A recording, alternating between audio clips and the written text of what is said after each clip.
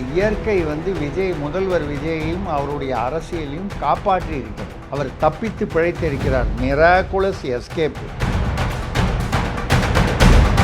சிவகுமாரை force பண்ணது ஸ்டாலின் தான். தண்ணியை கொடுக்காதீங்கன்னு சொல்லி சிவகுமாரை ஃபோர்ஸ் பண்ணுறாரு. ஸோ இதுக்கு பின்னாடி வந்து ஸ்டாலின் இருக்கார். சிவகுமார்கிட்ட பேசி இதை தடுப்பதெல்லாம் ஸ்டாலின் தான் அப்படின்னு சொல்கிறார் சார். ஊட்டி மோயாரில் ஒரு அணை கட்டியாச்சுன்னா கர்நாடகாரங்கிட்ட போய் கெஞ்ச வேண்டிய அவங்ககிட்ட போய் கெஞ்ச வேண்டியது. தேவைப்பட்டால் கர்நாடகாரனுக்கு நம்ம தண்ணி தரலாம். நீங்கள் புஸ்தகத்தை திருத்திடலாம். எனக்கு கவலையெல்லாம் வைகோவை எப்படி திருத்த முடியும், அதுதான் என்னோட கவலை. நான் சுல்லான் படம் பார்த்த போகிறதே எனக்கு தெரிந்து விட்டது. தனுஷ் வந்து அரசியலுக்கு வந்தால் பல கட்சிகளுக்கு அவர் சுழுக்கு எடுப்பார் என்பது அப்போதே தெரிந்து விட்டது. உன்னை கட்சியில் சேர்த்து வைக்கணுன்னா நிர்வாண ஃபோட்டோ வேணும். கட்சியில் வந்து நீங்கள் சேரணுன்னா பாஸ்போர்ட் சைஸ்லேயோ ஸ்டாம்ப் சைஸ்லேயோ ஒரு ஃபோட்டோ வேணும்னு கேட்பாங்க. ஒரு பெண்ணை நிர்வாண ஃபோட்டோ வேணும்னு கேட்ட முதல் கட்சி அகில உலகத்தில் தாவேகா. மைத பீப்பிள் நேயர்களுக்கு வணக்கம். பல்வேறு அரசியல், பொருளாதார, சமுதாய பிரச்சனை அலசக்கூடிய இந்த நிகழ்ச்சியில் நம்மிடையே இன்று மூத்த பத்திரிகையாளர் திருசக்தி சுந்தராமன் வந்திருக்கார். வணக்கம் சார். வணக்கம் ஜெய் சார், சொல்லுங்கள் சார். இப்போது காவேரி பிரச்சனை ஒரு மாதிரி அதுவே ஆட்டோமேட்டிக்காக செட்டில் ஆயிடுச்சு. ஏன்னா கனமழையின் காரணமாக கபினி போன்ற அந்த இதில் வந்து தண்ணிலாம் வர ஆரம்பிச்சிருச்சு. ஸோ தமிழகத்திற்கும் தண்ணி வரக்கூடிய சூழ்நிலை இருக்குது அப்படின்னு சொல்லப்பட்டது. ஸோ இந்த பிரச்சனை தற்காலிகமாக நிறுத்தி வைக்கப்பட்டிருக்கிறது. தாவேக்காங்களும் உச்சநீதிமன்றம் போட்ட விஷயங்களுக்கு இப்போது போக வேண்டாம், பிரச்சனை வரும்போது போய்க்கலாம் அப்படின்லாம் சொல்கிறாங்க. ஆனால் வந்து பலரும் என்ன சொல்கிறாங்க, சார் இதெல்லாம் விஜயோட ராசி சார், அவர் சிஎம் ஆனாலும் தான் சார் அங்கே மழை கொட்டி இங்கே பிரச்சனையெல்லாம் தீர்த்துருச்சு அப்படின்னு அவங்க கட்சிக்காரங்க வேறு சொல்லிகிட்டு இருக்காங்க. இது உண்மையான நிலவரம் என்ன சார்? விஜய் இது வரைக்கும் முன்னால் வந்து ஏதோ நடிகர்னாங்க, சூப்பர் ஹீரோனாங்க, வரிசையெல்லாம் சொல்லியிருந்தாங்க. கிட்டத்தட்ட இப்போ வந்து ஏதோ இந்த மாந்திரிகம் பண்ணுற இந்த பேய் பிசாசு பில்லி சூனியம் அடிக்கிற பூசாரி மாதிரி ஆக்கிட்டாங்க. மழை வர வைக்கிறார், இவர் வந்தால் மழை வருது அப்படின்னு. உண்மையிலேயே வந்து விஜயை வந்து கடவுள், அல்லது நீங்கள் கடவுள் நம்பினா கடவுள், இல்லை இயற்கைன்னு சொன்னால் இயற்கை. இயற்கை வந்து முதல்வர் விஜயையும் அவருடைய அரசியலையும் காப்பாற்றி இருக்கிறது. அவர் தப்பித்து பிழைத்திருக்கிறார். மிராகுலஸ் எஸ்கேப்பு. சும்மா இல்லாமல் நான் போய் இங்கேருந்து போய் அவர் டிகேஎஸ் முதல்வரை பார்க்குறேன்னு சொன்னது வந்து மிக அரசியல் ரீதியாகவும் சட்ட ரீதியாகவும் தவறான ஒரு முடிவு. நீங்கள் ஒன்று காவிரி ஆணையத்துக்கு போகணும், இல்லைன்னா உச்ச நீதிமன்றத்துக்கு போகணும். அது பிரகாரம் கொடுக்க வேண்டியதாக அவங்க கொடுக்கணும். கொடுக்கலைன்னா அங்கே தான் போகணும். நீங்கள் இங்கேருந்து புறட்டு போனால் வந்து எம்ஜிஆர் போனாருன்னு, எம்ஜிஆர் காலத்தில் என்னென்னமோ பண்ணார். ஆமாம், நான் கூட கேட்டேன். அவர் வந்து தலையில் கொஞ்சம் முடி கம்மியாக இருக்குன்னு தொப்பி போட்டார். நீங்கள் விக்கி வச்சுக்கிறீங்க. கண்ணாடி சுருக்கமான கண்ணாடி போட்டார். ஆமாம் ஆமாம். அது மாதிரி இவர் கலைஞர் கண்ணாடி போட்டார், அவர் மஞ்சள் துண்டு போட்டார். அப்போது இப்போ அவர் முன்னாள் முதல்வர் ஸ்டாலினும் விக்கு ஏதோ 1.25 கோடிக்கு விக்கி வச்சார்னாங்க. எவ்வளோ ரூபா நமக்கு தெரியல. விக்கு வச்சு அது யார் பணம், நம்ம பணமா? அது சரி, அது பரவாயில்ல. மக்களை விற்க வைத்து, அவர் மக்களை விற்று இல்லை விற்க வைத்து ஏதோ ஒன்று சொல்லி அவர் விற்க வச்சார். ரைட்டு, மக்கள் விற்கப்பட்டு அதான் ஏதோ ஒன்று நடந்தது. ஆனால் அவங்க கொஞ்சம் கூட வெக்கப்படவே இல்லை பாருங்கள். அதான் விஷயம். சரி, அது அவங்கவுங்க அது மாதிரி ஒவ்வொருத்தருக்கும் ஒரு ஸ்டைலு. அவர் பண்ணதெல்லாம் நம்ம பண்ணணும் அப்படின்னு சொன்னால் அது சரியாக இருக்காது. எந்த தலைவரையுமே அவங்கவுங்களுக்கு ஒரு ப்ரொஃபைல் ஸ்டைல் வளர்க்கணும். யாரை பார்த்து யார் காப்பி அடிக்கணும், எம்ஜிஆரை பார்த்து காப்பி அடிக்கணும்னு சினிமாவில் முகாமுத்துவை கொண்டு வந்தாங்க, ஃபெயிலியராக போச்சு. அவர் மாதிரி எத்தனையோ பேர் அந்த மாதிரி வந்தாங்க. அரசியல்லையும் வந்தாங்க, சினிமாலையும் வந்தாங்க. எம்ஜிஆர் தான், சிவாஜினா சிவாஜி தான். ஒவ்வொருத்தருக்கும் ஒரு ஜெமினி கணேசன் கூட அவருக்கென்று ஒரு சில அந்த மாதிரி ஒரு கதாபாத்திரங்கள் வந்து அவருக்கே பொருந்துகிற மாதிரி இருக்கும். இது அரசியலுக்கும் பொருந்தும். அந்த மாதிரி வரும்போது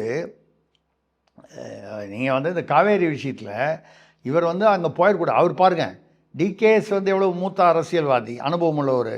வந்தவுடனே இவரை வந்து ஹெலிகாப்டரில் கூப்பிட்டு போய் எல்லா இடத்துலையும் எங்கெல்லாம் அணையிலெல்லாம் அப்போ மழை பெய்யறதுக்கு முன்னால் தண்ணியெல்லாம் வந்து வரல, தண்ணிலாம் கம்மியாக இருக்குது, இதெல்லாம் காமிச்சிட்டா என்ன சொல்லுவார்? அப்புறம் விஜய் இப்படி புறப்பட்டு வந்தப்புறம் விஜய்கிட்ட எல்லாம் தண்ணி இல்லைங்கிறதெல்லாம் காமிச்சிட்டோம். அவர் ஏற்றுக்கிட்டாரு. தண்ணி நாங்கள் கொடுக்க முடியாதுன்னு சொல்லிட்டோம், அதை அவர் புரிஞ்சுக்கிட்டாருன்னு சொல்லிட்டு அவர் ஸ்டேட்மெண்ட் கொடுத்துருவார். இவர் சிக்கிப்பார். ஆமாம், இதுக்காக தான் அவர் வந்து அழகாக அவர் வந்து வலை வச்சு பிடிக்கிற மாதிரி தான் பண்ணியிருந்தார். யாரை பிடிச்ச நல்ல காலமோ மழை பெஞ்சிருச்சு. இங்கே இவங்க அனைத்து கட்சி கூட்டம், புதிய தமிழக கிருஷ்ணசாமி கூப்பிட்டாரு. இதில் பெரிய விஷயம் என்னென்னா, முக்கியமாக யார் போகணுமோ அவங்க போகல. திமுக எனக்கு சீமான் மட்டும்தான் முக்கியமான ஆள் போனார். போடுங்க இல்லை சார்? போனார். ஆமாம், அதெல்லாம் விடுங்க. திமுகவில் வந்து இப்படி பண்ணல அப்படி பண்ணல, துரைமுருகன் வந்து நீங்கள் அனைத்து கட்சி கூட்டம் போடலாம்லாம் கேட்டார்ல. அனைத்து கட்சி கூட்டம் யாரோ கூட்டினாங்க, சரி போயாவது இருக்கலாம். போயிருந்தால் அங்கே எல்லாரையும் விட திமுகவுக்கு தான் முக்கியத்துவம் வந்திருக்கும். பட் ஒரு விஷயம் சொன்னாங்க சார், அதில் ஒருத்தர் அது நடக்கும்போது ஃபோன் பண்ணி சொன்னார், கிருஷ்ணசாமி வந்து அதை திமுகவால் பே பண்ணி நிகழ்பட்டது. ஏன்னா அந்த இடமே வந்து ஜெகதர்ஷனோட ஹோட்டல் அது. ஸோ திமுக வந்து இன்டைரக்டாக அது ஃபண்டு பண்ணி தான் நடத்த வச்சாங்க கிருஷ்ணசாமியை வச்சுன்னு சொன்னாங்க. நான் என்ன சொல்கிறேன், அப்படியே நடத்த வைங்க. அதில் ஏன் திமுக கலந்துக்கூடாது? திமுக ஜெகத்ரட்சகம் ஹோட்டலுக்குள்ளே திமுக காரங்களை விட மாட்டேன்னு சொல்லிட்டாரா? அது திமுக பணம் இல்லை, மக்கள் பணத்தில் கட்டின ஹோட்டல் தான். அது இருந்தால் கூட திமுகவினரை கூட உள்ளே விட மாட்டேன்னு சொல்லுவாரா ஜெகத்ரட்சகன்? அப்படிலாம் சொல்லக்கூடியது. அவருக்கு வருத்தம் இருக்கலாம், அவர் வந்து பாண்டிச்சேரியில் சிஎம் ஆக முடியலன்னா அவர் பையனை சிஎம் ஆக்கணும்னு சொல்கிறாராம், அதுவும் திமுகவில் ஒத்துக்க மாட்டேன்றாங்களாம். அதெல்லாம் இருக்கலாம். இப்போ நீங்கள் சொல்கிறத பார்த்தா எனக்கு என்னமோ அவர் பையனை சிஎம் ஆக்கலைன்னு சொல்லி ஜெகத்ரட்சகன் வந்து அவருடைய ஹோட்டல் உள்ள திமுக காரங்களே உள்ளே விடலைன்ற ஒரு தப்பான புரிதல் வந்துடக்கூடாது. இவங்க போகலை. ஏன் வந்து ஏன் போகலைன்னா இந்த பக்கம் வந்து இவங்க சம்மந்தமே இல்லாமல் இவங்க திமுக வந்து கோர்ட்டில், சுப்ரீம் கோர்ட்டில் வழக்கு. நீங்கள் என்ன வழக்கு போடுறீங்க? நீங்கள் யார் வழக்கு போடுறதுக்கு? உங்களுக்கு என்ன இருக்குது? இப்போ திமுக ஒரு வழக்கு போடுது, புதிய தமிழகம் போடுறாரு, ஜான் பாண்டியன் போடுறாரு, இவர் போடுறாரு, அவரு போடுறாரு, இப்போ 25 கட்சி போடுறாங்க. அதை நிர்மல் குமார் சொல்கிறார், ஏகப்பட்ட வழக்கில் தொடுக்கப்பட்ட குழப்பமாயிடும் அப்படின்னு ஒரு விஷயம். இல்லை என்ன சொல்கிறேன், அது சொல்கிற வரைக்கும் கரெக்டு. நிர்மல்குமார் சொல்கிறதெல்லாம் கரெக்டு நம்ம சொல்லலை, சொல்கிற அந்த பாயிண்ட்டு கரெக்டு. நீ வழக்கு யார் போடணும்? தமிழக அரசு போடணும். அதை விட்டுவிட்டு நீங்கள் தனித்தனியாக ஒரு கட்சி போட்டு நான் போட்டேன்ற கணக்குக்காக வந்து சுப்ரீம் கோர்ட்டில் உங்களுக்கு பவர் இருக்குது. எங்களுக்கு தான் தெரியுமே. முதல் நாள் சாயந்தரம் செந்தில் பாலாஜிக்கு வந்து முன்ஜாமீன் ரத்தாகுது, மறுநாள் காலையில் சுப்ரீம் கோர்ட்டில் வந்து ஹியரிங் வந்து கரெக்டாக 10:30 மணிக்கு வந்துடுது. அந்த அம்மா நீதியரசர் மோகனா அவர்கள் ரெக்வஸ்ட் பண்ணிடுறாங்க, ஏற்கனவே நான் அப்பீராக இருக்கான்னு. உடனே வேறு ஒரு நீதிபதியை உட்கார வச்சு மத்தியானம் 2:30-3 மணிக்கு வந்து முன்ஜாமீன் கொடுக்கப்பட்டு விட்டது. அப்புறம் இன்னொரு விஷயம் கூட சொன்னார் சார் நிர்மல்குமார். அதாவது பார்த்தீங்கன்னா வந்து சிவகுமாரை ஃபோர்ஸ் பண்ணுறது ஸ்டாலின் தான், தண்ணியை கொடுக்காதீங்கன்னு சொல்லி சிவகுமாரை ஃபோர்ஸ் பண்ணுறாரு. இதே மாதிரி தான் வந்து ஜெயலலிதா இருக்கும்போது கருணாநிதி வந்து அங்கே இருக்கிற சிஎம்ஐ ஃபோர்ஸ் பண்ணி தண்ணி தர வேண்டாம்னு சொன்னார். ஸோ இதுக்கு பின்னாடி வந்து ஸ்டாலின் இருக்கார், சிவகுமார்கிட்ட பேசி இதை தடுப்பதெல்லாம் ஸ்டாலின் தான் அப்படின்னு சொல்கிறார் சார். ஆமாம், அவர் தான் ஹெலிகாப்டர்லாம் கரெக்டாக ஏற்பாடு பண்ணியிருந்தார். இவர் சொல்கிறதுக்கு ஏற்ற மாதிரி சிவகுமார் அவர்களும் வந்து இவருக்கு ஹெலிகாப்டர்லாம் ஏற்பாடு பண்ணி இங்கே வந்து அந்த அணையை பார்க்கணும், அந்த அணையை பார்க்கணும். அப்போ அதுதான் நான் சொல்கிறேன், இது வந்து டிகே சிவகுமார் அவருடைய அனுபவத்தை, அரசியல் அனுபவத்தை வச்சு விஜய் அவர்களுக்கு ஒரு வலை விரித்து, விஜய்க்கும் அரசியல் ரீதியான பின்னடைவு. அதனால் யார் பாதிக்கப்படுறாங்க? அந்த ஈகோவை விடுங்க, விஜய் அவருக்கு என்ன அரசியல்னு விடுங்க. தமிழ்நாட்டு மக்களுக்கு தண்ணி கிடைக்காது, இவ்வளோதான். இதிலிருந்து தமிழ்நாட்டு மக்களையும் காப்பாற்றி விஜய் ஒரு அசட்டு பட்ட பெயர் வாங்க இருந்த ஒரு சூழ்நிலையில் காப்பாற்றப்பட்டார். வந்துடுச்சு. முதல் நாள் 20,000 கியூபிக் ஃபீட்டு, அப்புறம் 25,000 கியூபிக் ஃபீட்டு. இதில் தமாஷ் என்னென்னா, கர்நாடக அரசு அவங்க பக்கம் அவங்க அரசியல் பண்ணி ஆகணும். அந்த கன்னடிகா அந்த உணர்வு, தமிழ் உணர்வுன்ற மாதிரி அவங்க வந்து ஆணையத்தில் வந்து தண்ணி கொடுக்க சொல்கிறாங்க. நாங்கள் தண்ணி கொடுக்க மாட்டேன் அப்படின்னு கோர்ட்டில் நேற்று ஃபைல் பண்ணியிருக்காங்க. நேற்று அது சனிக்கிழமையாக ஃபைல் பண்ணியிருக்காங்க சுப்ரீம் கோர்ட்டில். ஆனால் 10,000 25,000 வந்து தண்ணி ரிலீஸ் பண்ணுறாங்க. பண்ணிவிட்டு அவர் சொல்கிறார், யார், டிகே சிவகுமார், இது கபினியில் வந்து நம்ம வந்து சேர்த்து வச்சு ரிலீஸ் பண்ணாமல் விட்டோம்னா கபினியே வெடிச்சிடும், உள்ளமாக வெள்ளமாயிடும். ஆக அவங்க ஒன்றும் பெரிய அப்படியே பெருந்தன்மையோட அதெல்லாம் மனிதாபிமானத்தில் வரல. அவனுக்கு அங்கே டேம் வெடிச்சதுன்னா ஒட்டு மொத்தமாக காலி ஆகிடும், அதனால் திறந்து விட்றாங்க. இது ஏதோ ஒரு நமக்கு வந்து ஒரு இயற்கையாக பார்த்து அளித்த ஒரு தமிழ்நாட்டை பார்த்து, விஜயை பார்த்து அளிச்சுதா இல்லையான்னு எனக்கு தெரியல. தமிழ்நாட்டு விவசாயிகள் பேரில் ஒரு பரிதாபத்தில் இயற்கை கருணை செய்ததுன்னு சொல்லலாம். இதில் வந்து இப்போ ஒரு பெரிய ஒரு கோரிக்கை ஒன்று எழுந்திருக்கு. நம்ம ஊட்டியில் மோயார், நீங்கள் பார்த்தீங்கன்னா ஊட்டி அப்படி போகும்போதே மோயார் மேலேருந்து கொட்டும். பார்த்தீங்கன்னா ஒரு தூரத்துலேருந்து பார்த்தீங்கன்னா மோயாறு தண்ணி வந்து ஃபுல்லாக வேஸ்ட்டாக போகுது, அவ்வளவு தண்ணி. இந்த இடத்துல ஒரு அணை கட்டினா நீங்கள் கர்நாடகாரங்கிட்ட கெஞ்ச வேண்டியதே இல்லை. பவானி சாகர் அணை ஏற்கனவே இருக்குது. இந்த பக்கம் மோயாரில் ஒரு அணை போட்டிங்கன்னா தமிழ்நாடு முழுக்க இந்த கபினிலேருந்து வர வேண்டிய அவசியமே இல்லை. நான் வந்து ஒரு முக்கியமான வானிலை மற்றும் நீர்நிலை சம்பந்தமான நிபுணருடன் நேற்றுக்கு மட்டும் ஒரு 1.25 மணி நேரம் பேசியிருக்கேன். அவர் அவருடைய ஐடியாஸ் எல்லாம் சொன்னார்.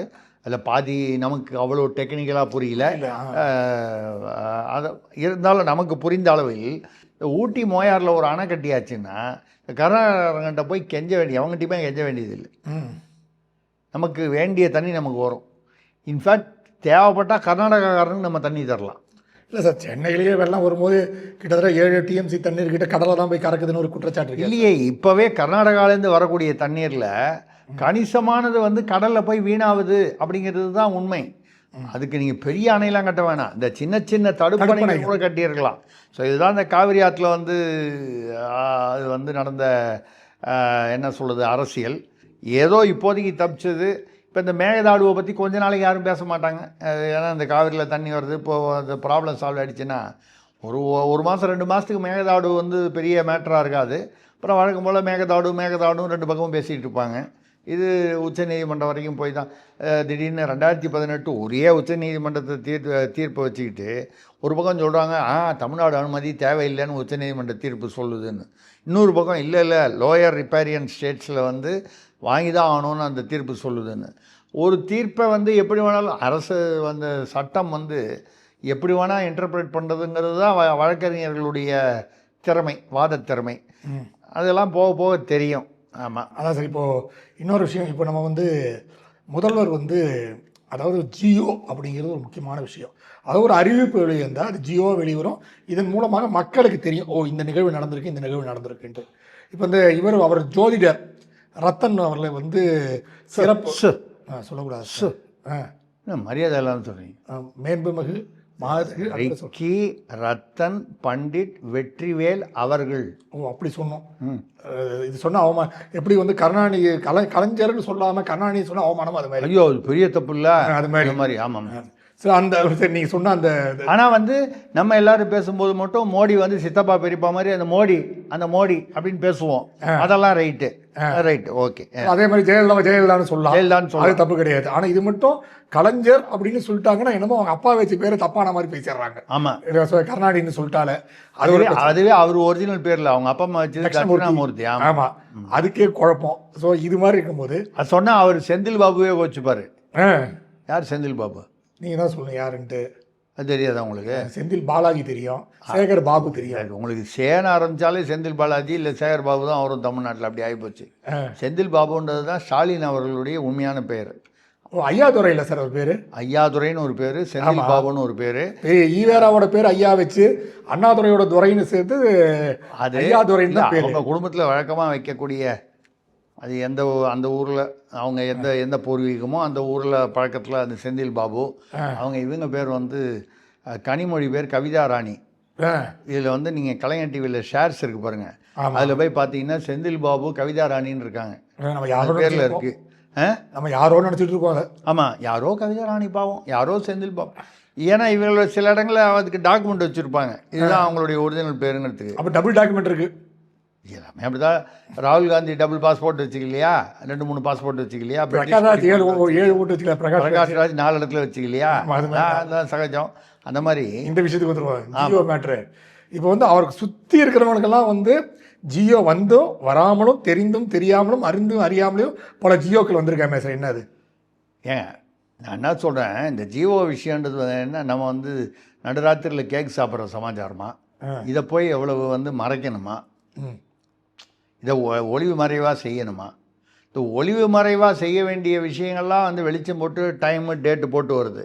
கேக்கு போகிறது, கேக் சாப்பிட்றது. ஆமாம், கேக்கு சாப்பிட்றது எல்லாருடைய உரிமை. அந்த கேக் பயங்கரமாக சேல்ஸ் ஆரம்பிச்சிருச்சு. அது மட்டும் இல்லை, அந்த கேக் வந்து சாப்பிட்றது எல்லாருடைய உரிமை. யாருடன் சேர்ந்து சாப்பிடுவது என்பது அவரவர்களுடைய விருப்பம். நம்ம அதை பற்றி ஒன்றும் சொல்லலை. ஆனால் அதெல்லாம் வெளியில் வந்து வெளிச்சம் போட்டு வருது.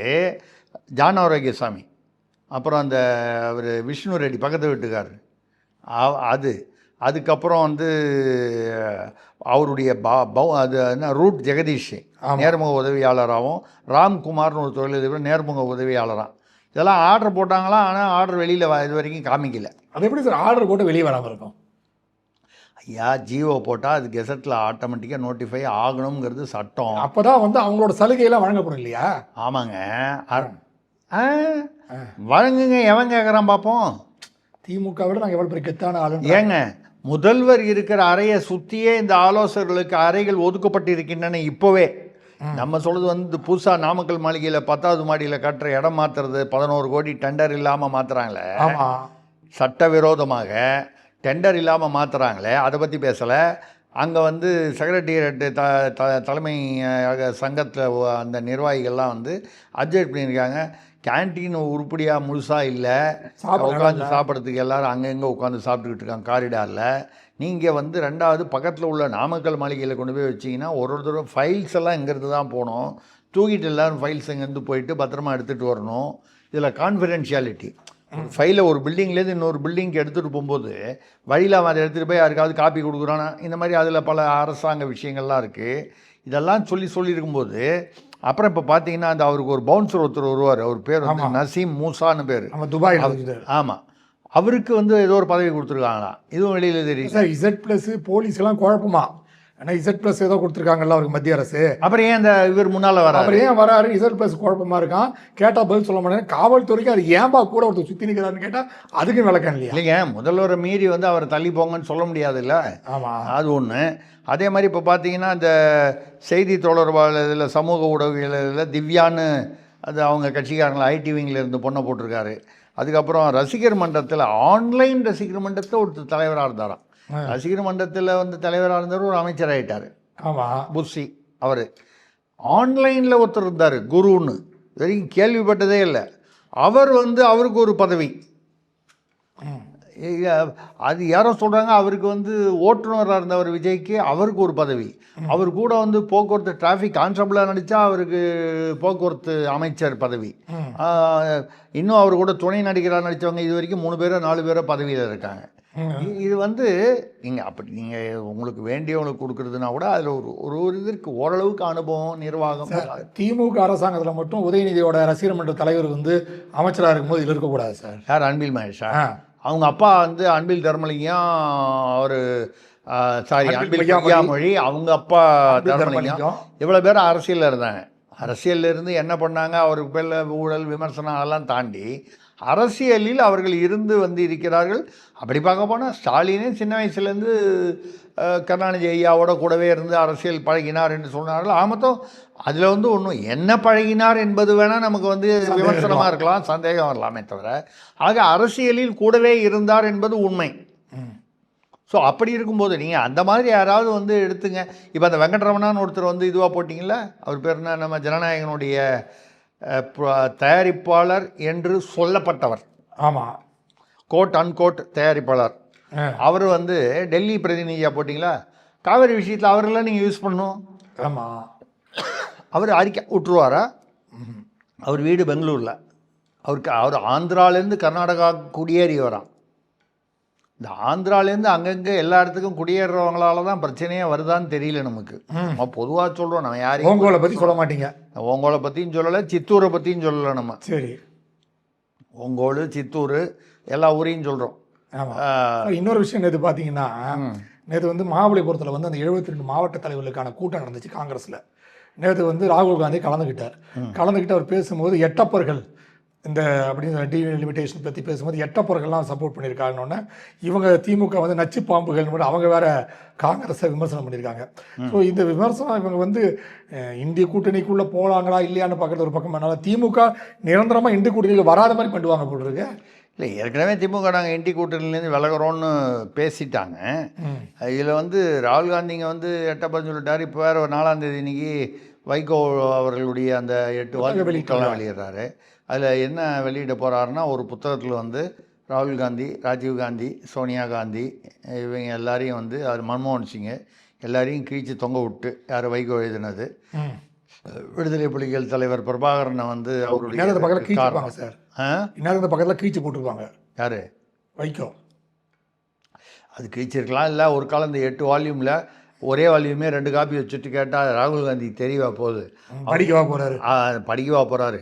அவருக்கு மட்டும் எல்லா விஷயம் தெரிஞ்சதுன்னா நாடு எப்படி இருந்திருக்கும். அவர் 8 வால்யூமுங்க அப்படின்னு சொல்லிட்டு அதில் அந்த 3ஆவது வால்யூமோ 4ஆவது வால்யூமே 2 செட்டு காப்பி வச்சுட்டா 8 கரெக்டாக இருக்கு 8 அப்படின்னு சொல்லி எண்ணி. இல்லை சார், இது மாதிரி தான் வனவாசம் இருக்குது தெரியுமா? வனவாசம் நீங்கள் முன்னாடி பிரதிபடுத்திருப்பீங்க 91க்கு முன்னாடி வனவாசம் படிச்சிருக்கீங்க. அதில் என்னெல்லாம் நிகழ்வு இருக்கு அது தெரியும். எல்லாருக்கும் நிறைய தெரியும். பத்திரிகையிலேயே அதை என்னுடைய தமிழக அரசியல் பத்திரிகையில் அதை விவரமாக அப்பப்போ போட்டிருக்கு. ஆமாம், நல்லா வந்துச்சு. அதுக்கப்புறம் 96ல் கருணாநிதி ஆட்சி வந்தப்புறம் அதை ஃபுல்லாக எடிட் பண்ணி அதுக்கப்புறம் 2000 வந்தபோது அந்த பழைய வனவாசமே இல்லை, இது புது வனவாசமாக வந்துச்சு. அவ்வளவும் திருத்திட்டாங்க. ஒருவேளை இங்கே தரும்போது திருத்தப்பட்ட அந்த பார்லிமெண்ட் புத்தகங்கள் தரப்படுமா அப்படி கூட இருக்கலாம்ல? இல்லை சார், அதெல்லாம் வந்து எனக்கு வந்து நீங்கள் அதெல்லாம் பண்ணலாம். இது வந்து இப்போ அரசியல் விஷயத்தில் இந்த மாதிரி விஷயங்கள்லாம் சர்வசாதாரணம். நீங்கள் புஸ்தகத்தை திருத்திடலாம். எனக்கு கவலை எல்லாம் வைகோவை எப்படி திருத்த முடியுங்கிறது தான் என்னோட கவலை. அது வந்து நீங்கள் எத்தனை புஸ்தகம் வேணாலும் திருத்தலாம், ஆனால் வைகோவை மட்டும் திருத்தவே முடியாது.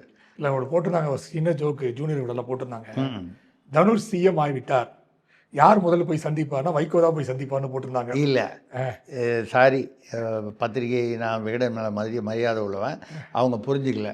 கரெக்டாக ஃபாலோ பண்ணணும் அரசியலை. ஆல்ரெடி பேசிட்டார் அண்ணன் வைகோ. நான் சுல்லான் படம் பார்த்த போகிறதே எனக்கு தெரிந்து விட்டது. நீங்கள் தான் முதல்வர். இல்லை இல்லை, அது அவரை சொல்கிறாரு. தனுஷ் வந்து அரசியலுக்கு வந்தால் பல கட்சிகளுக்கு அவர் சுழுக்கு எடுப்பார் என்பது அப்போதே தெரிந்து விட்டது. புரிஞ்சிருச்சு? அப்போ புரிஞ்சிருச்சு. அடுத்தது அங்கே வந்து கர்ச்சீஃப் போட்டாரா, போட்டார், பெட்ஷீட்டே போட்டு விட்டாரா? அப்போதான் சொன்னேன், இதை வச்சுட்டு தான் சொல்கிறேன், வைகோ திருந்துனா மாதிரி வாய்ப்பே இல்லை அப்படின்னு சொல்லி தான் நடந்துகிட்டு இருக்கு. அப்புறம் பார்த்தீங்கன்னா இந்த பள்ளிக்கூடத்துலலாம் வந்து மத அரசியல் எதுவுமே உள்ள நுழையக்கூடாதுன்னு சொல்லி ஜீவோ போட்டாங்க விஜய் அரசு வந்து ஜீவோ போடுறாங்க. அதாவது ஒன்று ஜீவோ போட்டால் அது வெளியில் கொண்டு வரது இல்லை, இல்லை அந்த ஜீவோ வந்து அவங்களே மதிக்கிறது இல்லை, கடைப்பிடிக்கிறது இல்லை. இப்போ டிகே பிரபு கனிமவள அமைச்சர் அவர் வந்து எங்கே ஒரு பள்ளிக்கூடத்துக்கு போயிருக்காரு.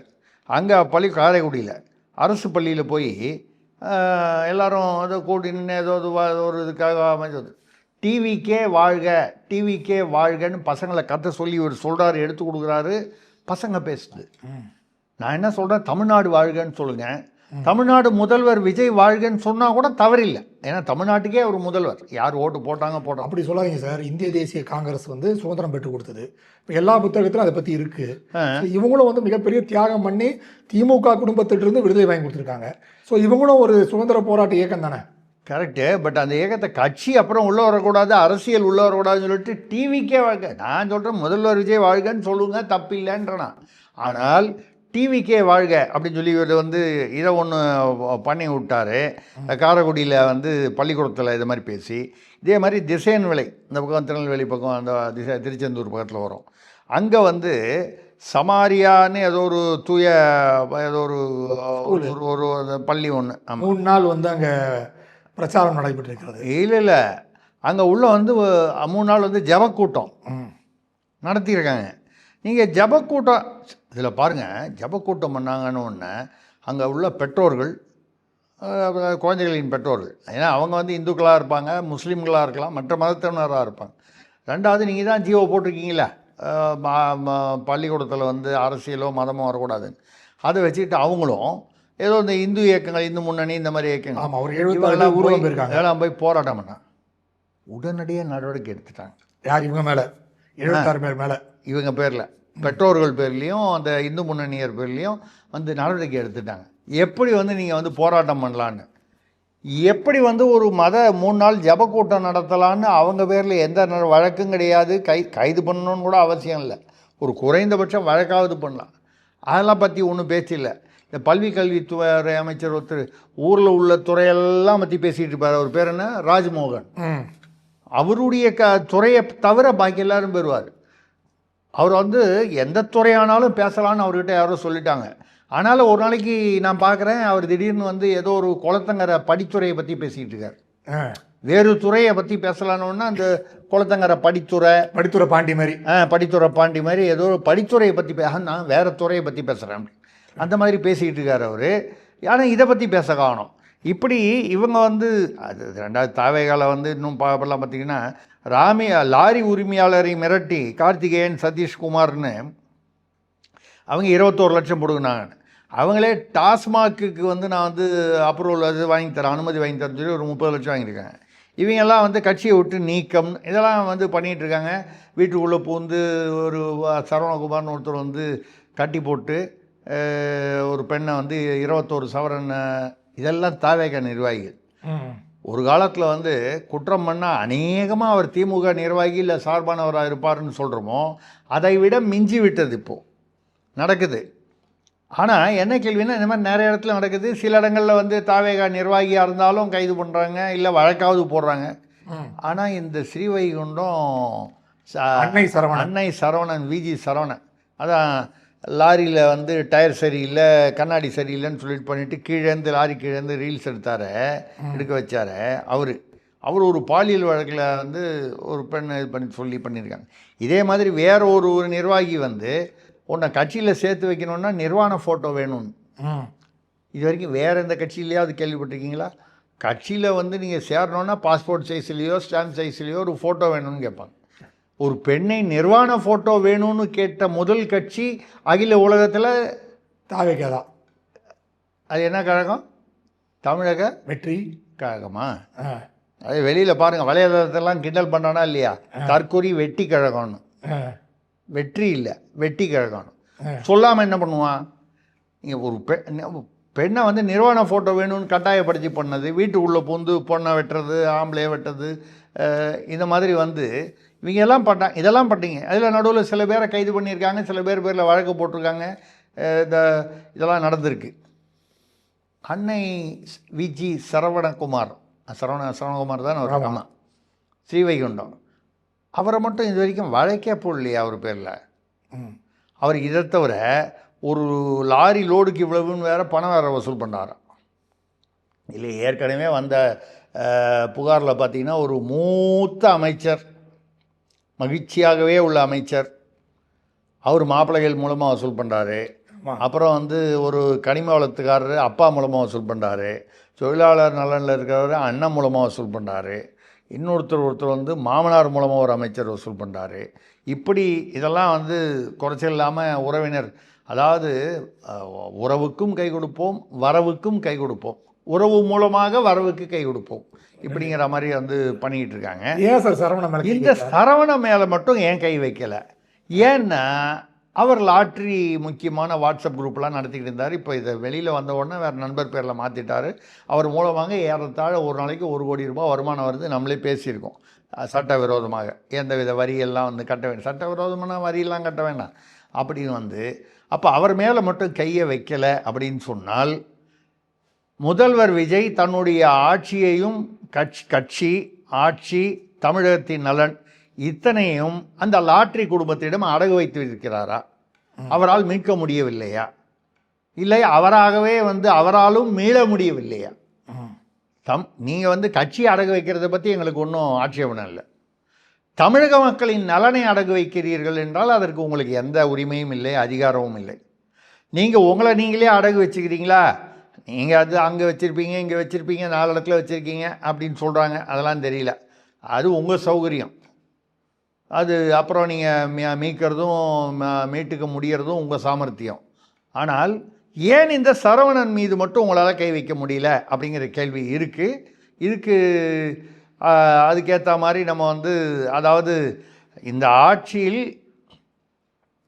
இவங்களுக்குன்னா ஒரு சட்டம், ஆனால் ஜீவோ மட்டும் ஒன்று ஜீவோ போட்டு வெளியே வராது, இல்லை வந்த ஜீவோ வந்து அதை நாங்களே மதிக்க மாட்டோம்.